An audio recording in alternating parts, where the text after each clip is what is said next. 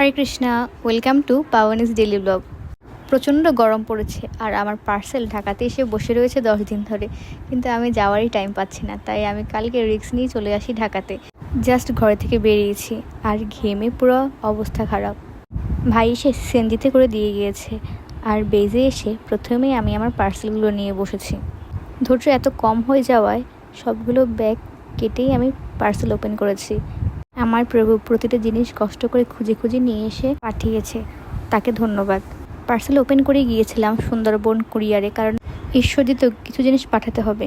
গিয়ে দেখলাম তারা জিনিস নিচ্ছে না, প্লাস পুরো কুরিয়ার সার্ভিস জুড়ে শুধু আম আর আম।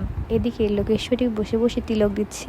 বাসায় ফিরেই সবার সাথে একসাথে প্রদীপ দেখালাম, আর এদিকে লোকেশ্বরী মনের আনন্দে সর্বাঙ্গে তিলক দিয়েই যাচ্ছে। আমাদের এই মহারানী সুভদ্রার বেসটি প্রায় 10 বছর আগে তৈরি করা হয়েছিল, আর এই বেসটি তৈরি করেছিলেন শ্রীপাদ মিত্রগোপাকৃষ্ণ দাসপ্রভু।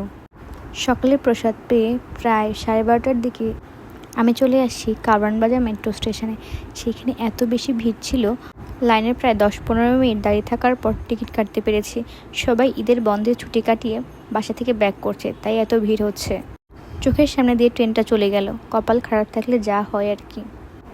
কোথায় যাচ্ছি পরে বলছি, কারণ মা এখন জানলে বকা লাগাবে।